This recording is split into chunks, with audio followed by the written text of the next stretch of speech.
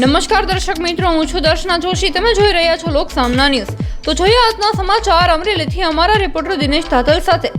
Amreli civil હોસ્પિટલમાં ડોક્ટરની બેદરકારીથી દેવી પૂજક મહિલાના મૃત્યુ થતા દેવી પૂજક સમાજ દ્વારા ઉગ્ર આંદોલન.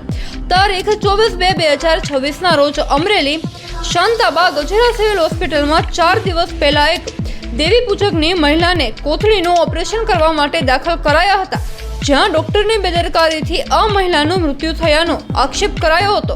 અને આજે 4 દિવસ થયા છતાં આજ સુધી આ સમાજને ન્યાય નહીં મળતા ઉગ્ર આંદોલન કરવાની ચીમકી આપી છે. અને સિવિલ હોસ્પિટલ મેદાનમાં હજારો દેવી પૂજક સમાજના લોકો ભેગા થયા હતા. અને ત્યારબાદ સમાજ સેવકો અને ભેગા મળેલા લોકો દ્વારા રેલી સ્વરૂપે નીકળી અને કલેક્ટર અને એસીપીને આવેદનપત્ર આપેલ અને જણાવેલ કે મૃતક મહિલાના પરિવારને જ્યાં સુધી ન્યાય નહીં મળે ત્યાં સુધી આંદોલન ચાલુ રહેશે અને મૃતક મહિલાનો કબજો લેવામાં નહીં આવે. હોસ્પિટલના જવાબદાર ડોક્ટર અને હોસ્પિટલના જવાબદાર અધિકારીઓ સામે પગલાં નહીં લેવાય ત્યાં સુધી આંદોલન ચાલુ રાખીશું.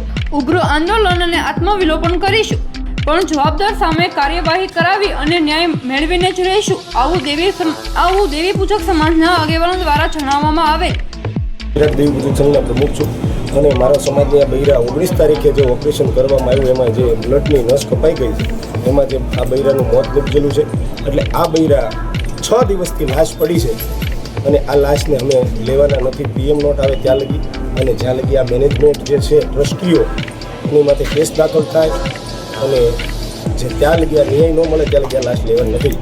અને કેટલાક લગી અમે સહન કરશું. સરકારશ્રીને આવી જો થોડીક તો ધ્યાન દોરો કે અમે આજે 6 દિવસથી લાશ લઈને બેઠા, આવું કોઈ દિવસ નહીં ગુજરાતમાં બન્યું હોય.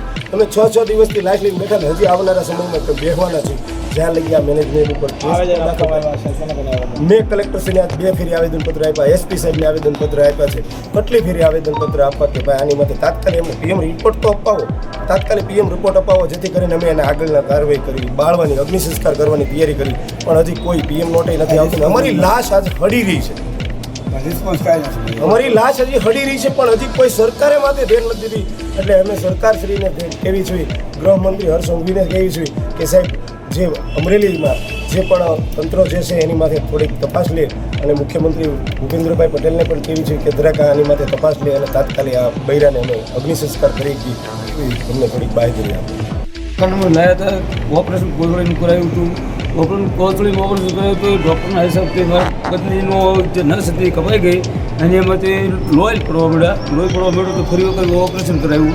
ઓપરેશન કરાવીને 19 તારીખે 10:30 ઓફ થઈ ગયા.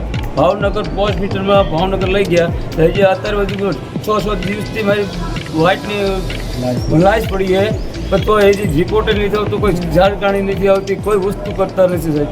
એટલે મારી વિનંતી છે કે 6 દિવસની મારી લાશ રજળે છે તો બને એમ જલ્દી ન્યાય અપાવો.